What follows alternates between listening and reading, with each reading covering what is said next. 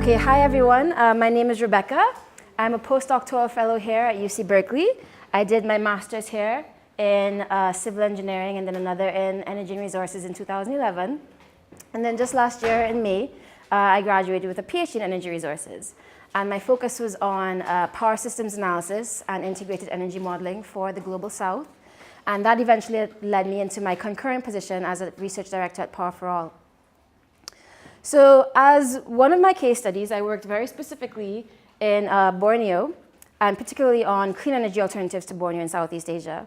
And I came to find many things about this theory of mundane science, which we're going to get into in this presentation. So I'd love to share some of those thoughts with you today.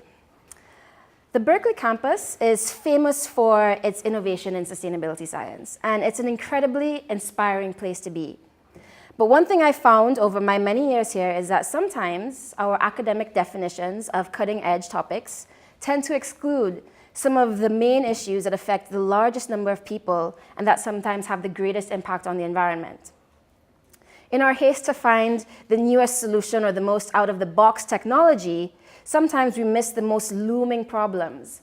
They sit right in front of us in broad daylight, just lurking, quietly wreaking havoc under the radar, disguised very cleverly in everyday attire. Especially today, as we rush with breakneck speed towards Earth's critical tipping points, there is simply no time to ignore these pressing but overlooked problems.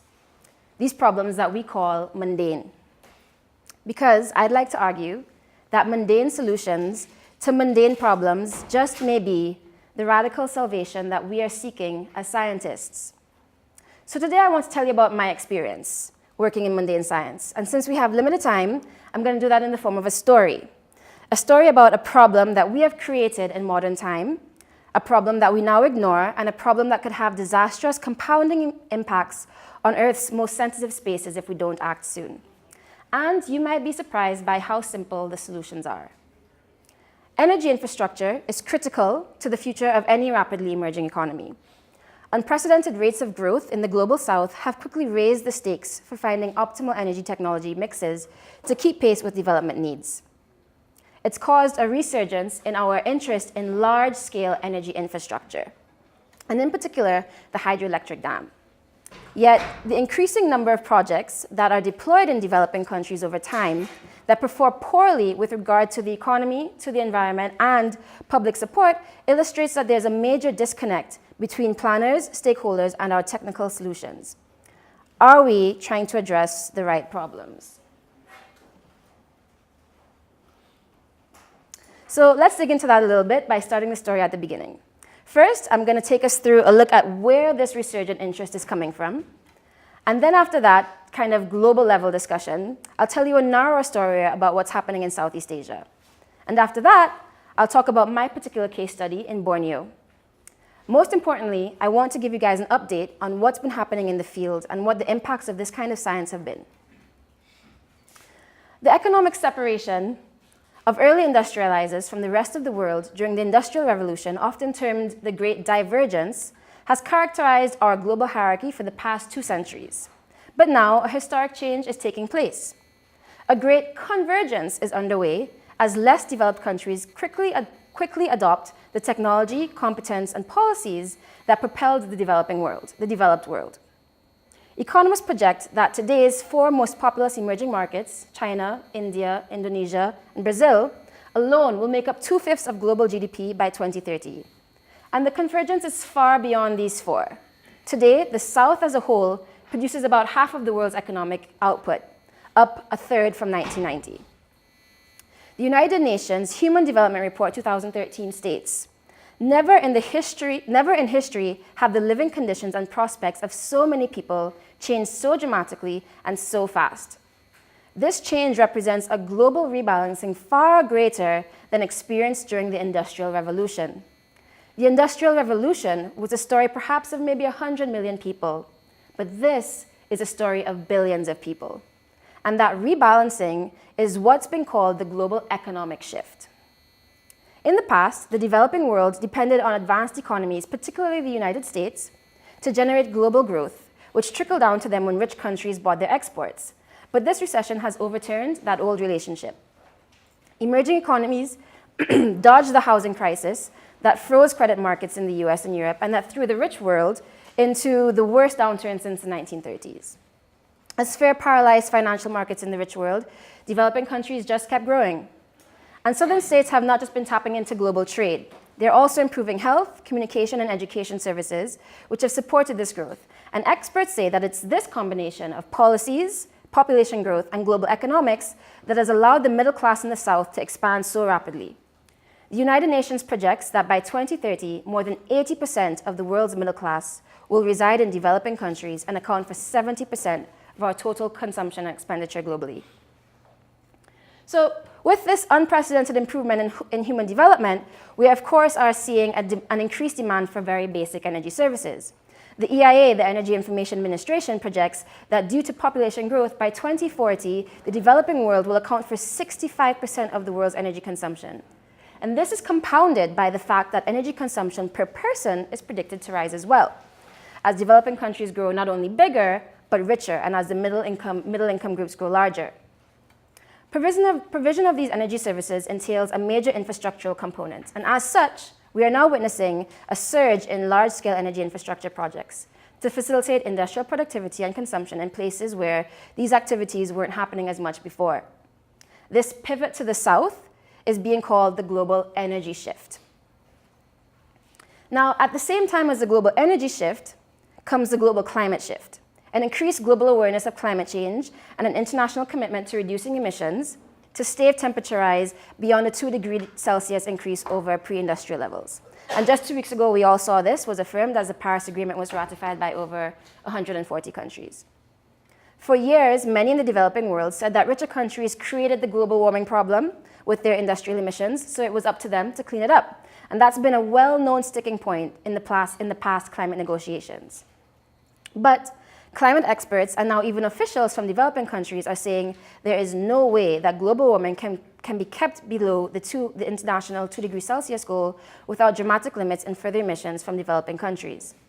So, given the threat of global warming and the now essential nature of the need for electricity, the arguments for low-emission energy projects that can supply massive amounts of power to the emerging South is strong.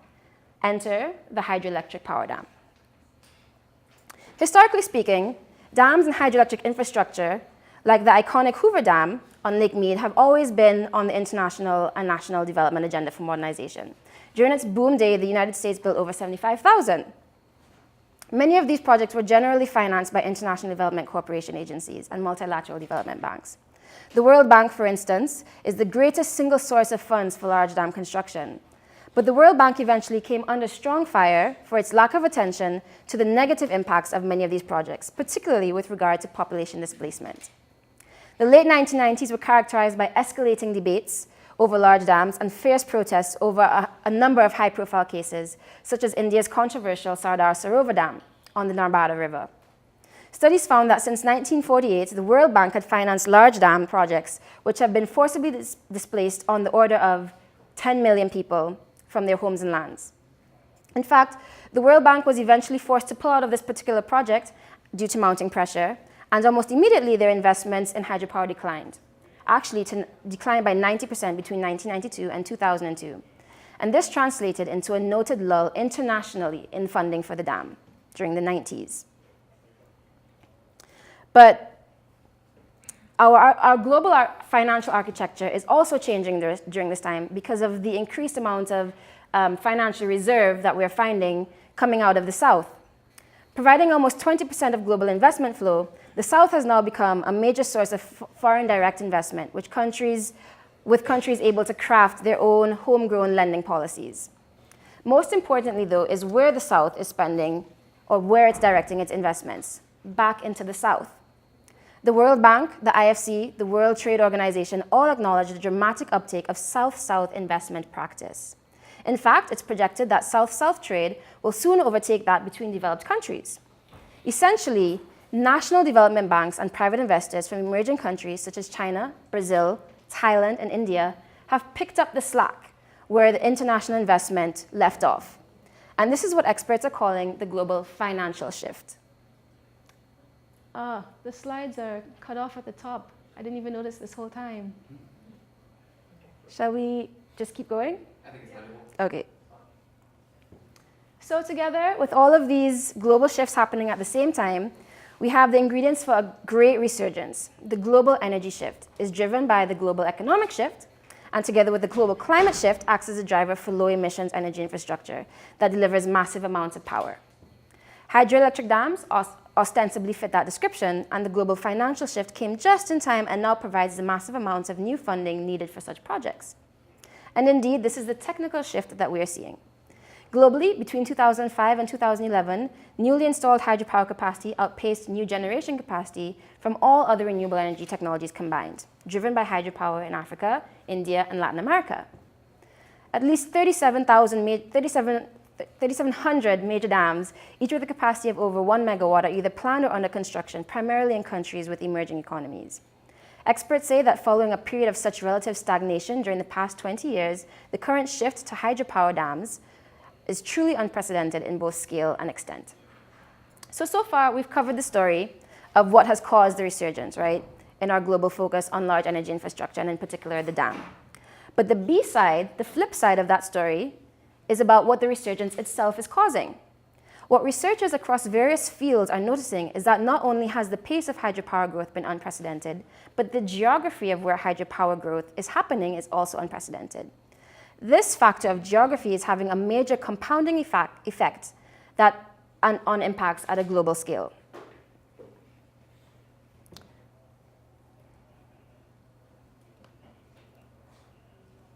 Oh dear. Did I just do that one?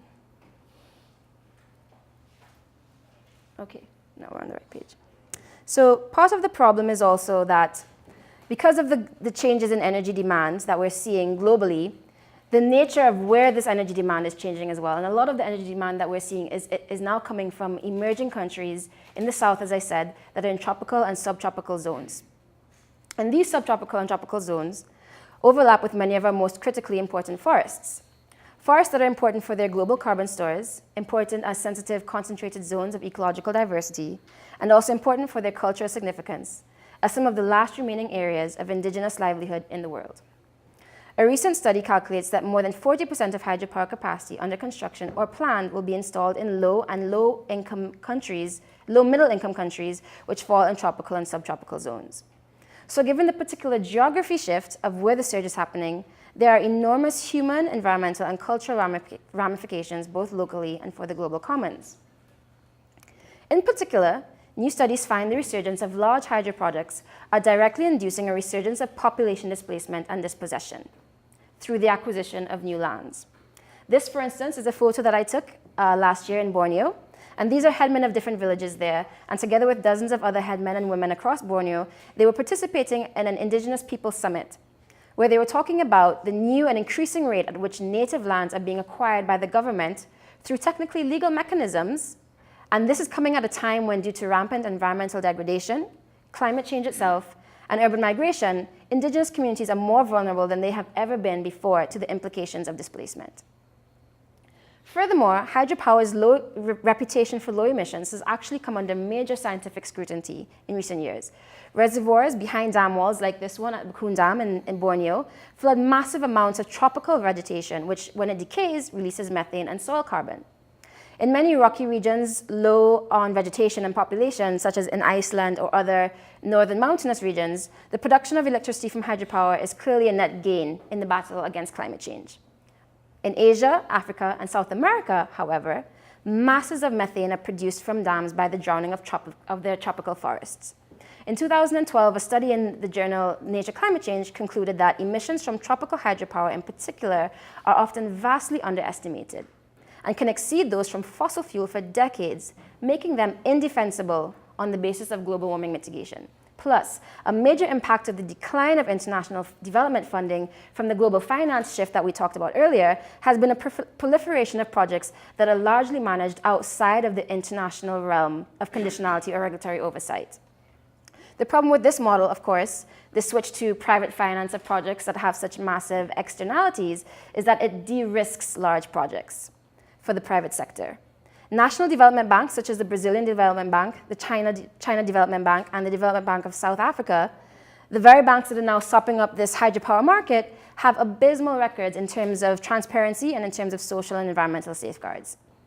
So while international guidelines have always been far from perfect, the reduced financial involvement of international institutions in essence allows project developers to skirt international concern, which is a problem that has been brewing under the radar.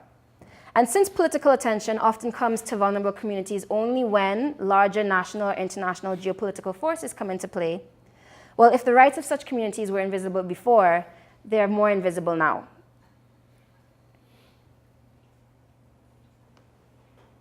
And so it's this confluence of global shifts that are acting as both drivers and as resultant forces that tell the fullest story of our large energy infrastructure resurgence, the fullest story of the contemporary dam boom, the fullest story of our dilemma, and the fullest story of a seemingly mundane problem.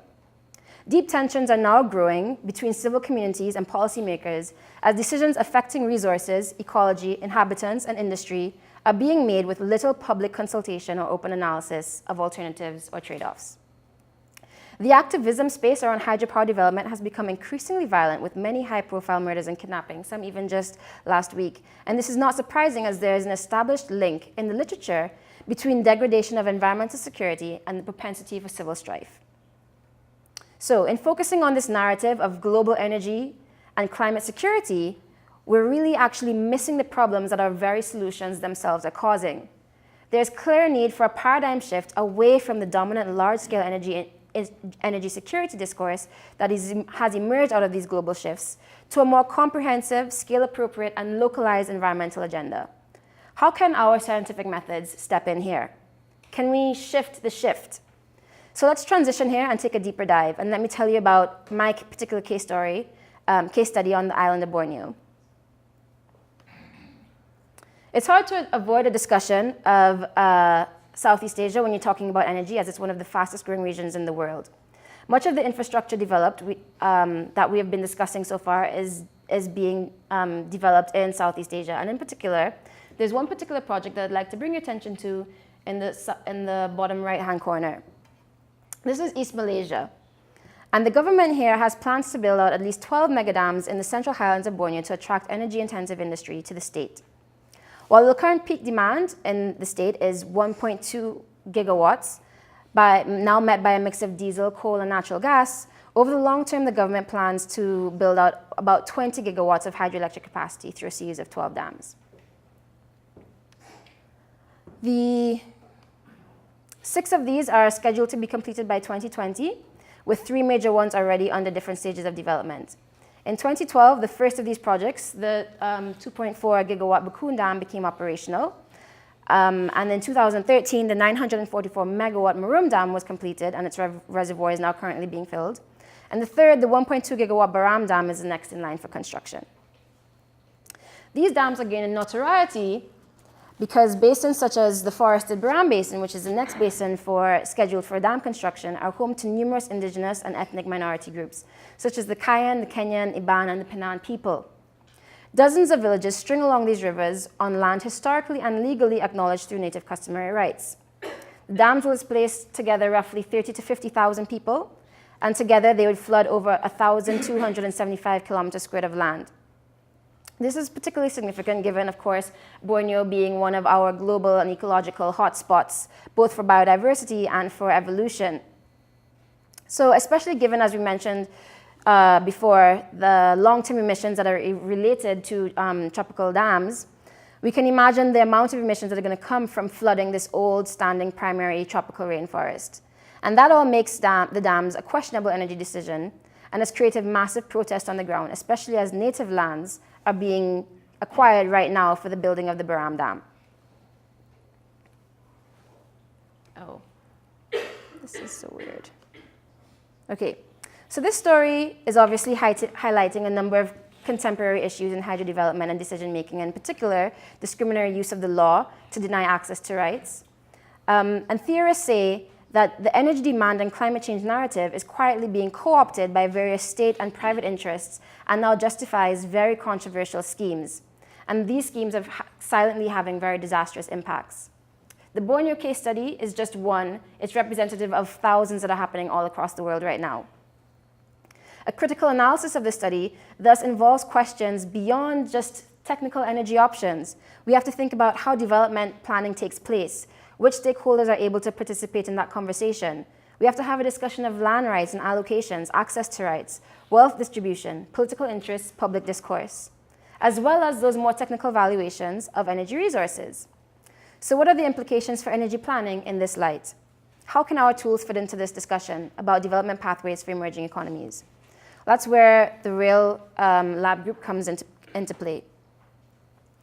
So at RAIL, which is the lab group that I work on here at campus, we have students, both graduate and postgraduate, that do work in a number of different energy fields, from power systems design to implementation of projects at both a large and smaller scale. And we've been working in Borneo for the past, I'd say, about 6 or 7 years on different projects. When this Baram Dam that I was talking about earlier, when the acquisition of lands began happening for that dam, a local consortium of NGOs contacted us and asked if we could do a study that looks at clean energy alternatives for the state.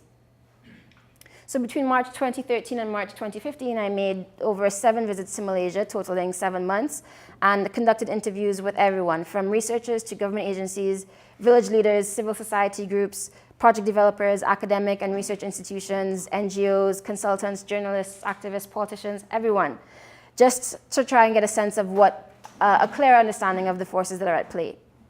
And it was those conversations that helped drive our specific research questions. The specific research questions that we were trying to answer were, what are feasible alternative energy mixes in the state that meet future demands given stakeholders' expressed priorities of cost, human, and environmental impact? We broke that question down into actionable parts and drew on methods from 3 distinct fields of study for this research. We used both large-scale and small-scale energy resource optimization methods from power systems modeling to create a basis for comparing different energy scenarios. And then we used 2 methods from spatial data analysis to explore ways that non-economic stakeholder criteria, in particular Borneo's biodiversity, could be incorporated into the energy assessment process. So since we don't have much time left, how much time do we have left? Oh, okay, great. Well, 5 minutes. Okay, sure. Sure. So it would take forever to tell you about the particulars of the research themselves, and also it's difficult with the slides being what they are. So I'll tell you just about 5 of the major things that we learned from this research.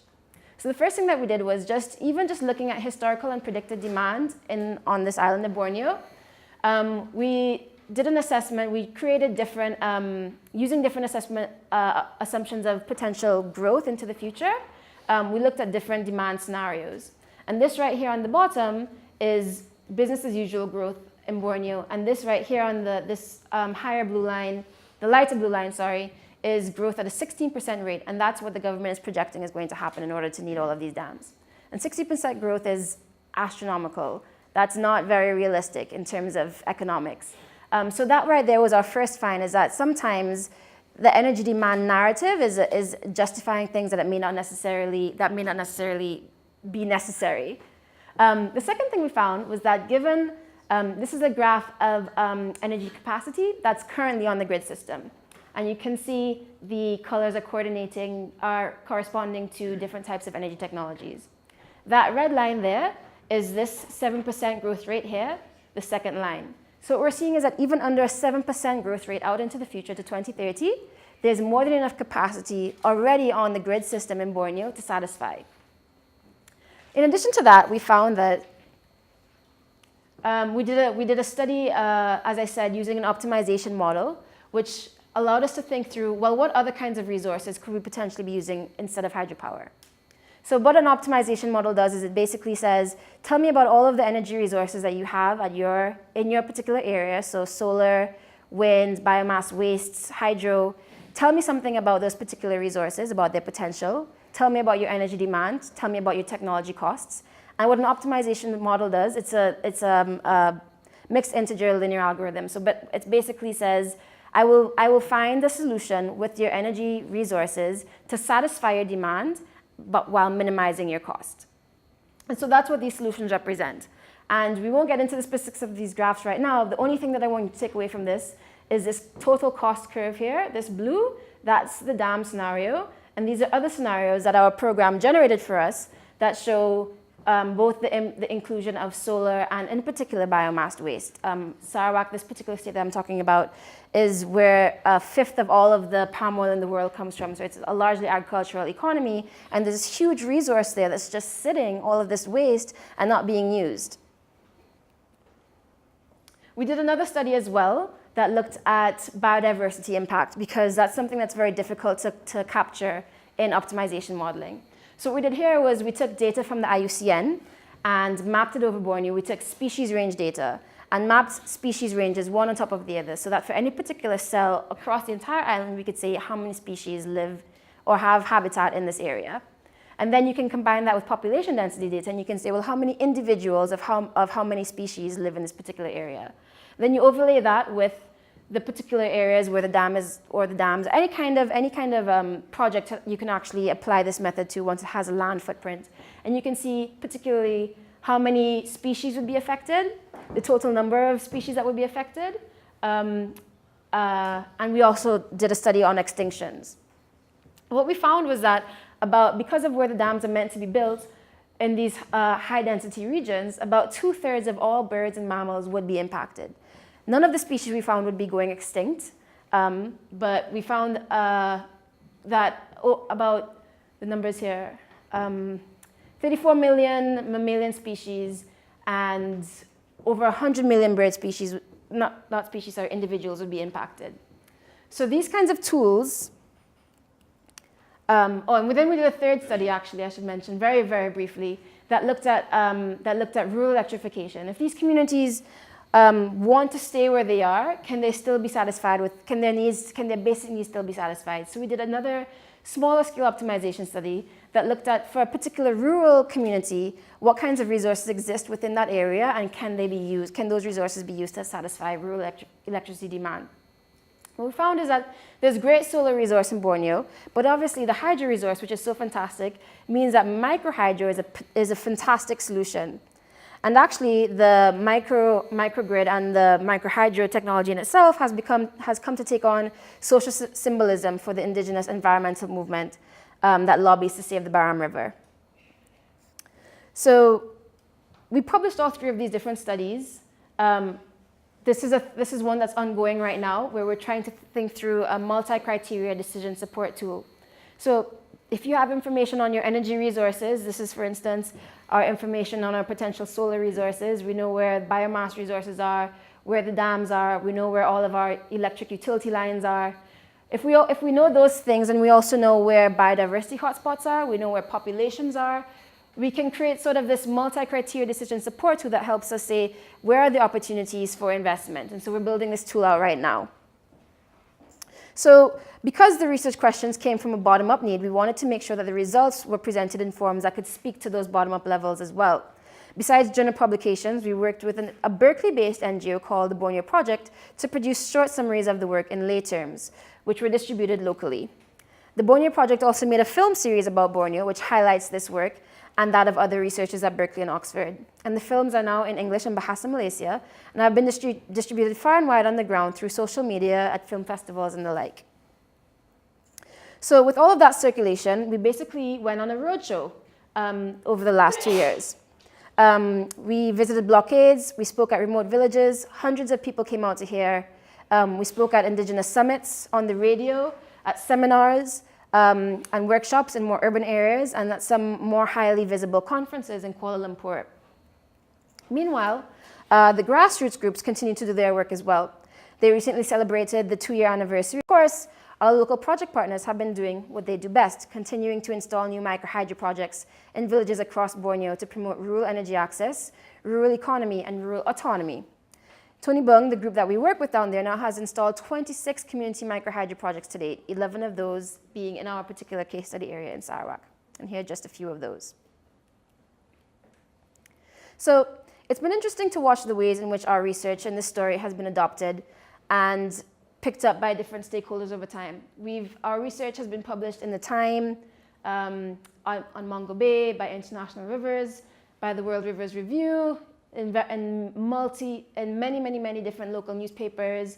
We presented at tons of different symposiums. And then in a twist of fate, in July of last year, that's my advisor in the middle, Dan, he and I were invited. All of this information kind of made its way up to the ministerial level in Sarawak, and we were invited to give a talk to the chief minister.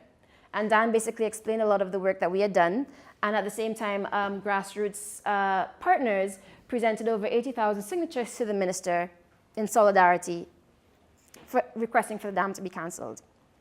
Then in a twist of events, in September of last year, the new chief minister announced a moratorium on the dam. And this shocked the community locally and internationally. So activist groups called for a formal legal notification of the return of lands. And that's exactly what happened. In February of this year, a formal legal announcement was made revoking the land acquisition gazettes that I told you about earlier. And this is a landmark turn of events and sets a major precedent for the region. That cancellation is now one of a growing number of reversals that are slowly gaining momentum. There's ours, there's been a reversal in the Amazon, there have been in Vietnam, in Chile, and even right here in the Kalmat River, a dam is being removed. One by one, they're bringing much needed attention to the global discourse around energy infrastructure. They encourage us not only to address the wide gap in environmental information in contexts such as Borneo where data is limited, but they highlight possibilities for informed decision-making on development alternatives. They challenge the relatively closed status quo on planning processes and arm civil societies with information for formulating opinion, which supports the participatory process. Cases like this suggest that there are spaces for a broadening conversation around infrastructure, cost, and impact, and they show that there are mechanisms available for helping stakeholders have a voice where they have been formally excluded from the planning process. The work ahead, of course, is to create those spaces, to create formalized spaces that support diverse visions of rights and access to rights. And that brings us full circle to our academic definitions of cutting edge. Our definitions of these kinds of new profile research topics sometimes, as we said before, yes, I'm like 10 seconds away from finished. What was I saying? Okay, yes, this brings us full circle back to our academic definitions of cutting-edge research topics and how sometimes they exclude the largest problems. These critical issues sit right under our noses, but everyday life is rarely the subject of research. In their popular paper on the virtues of mundane science, Dan Kamen and Michael Dove themselves say, the major obstacles to developing sound environmental practices are not principally technological, though expanding our research efforts in that area is of course critical. Instead, the primary stumbling block is the lack of integrative approaches to complex systems and problems. So I hope that this story was interesting and that you gained some new insights into how effective simple interventions of science can sometimes be. And I wanted to leave the audience with this word of encouragement that in our quest to make the world a better place, let's keep this tradition of mundane science alive. Because in a scientific world where novel is the new normal, maybe mundane is radical. Thank you.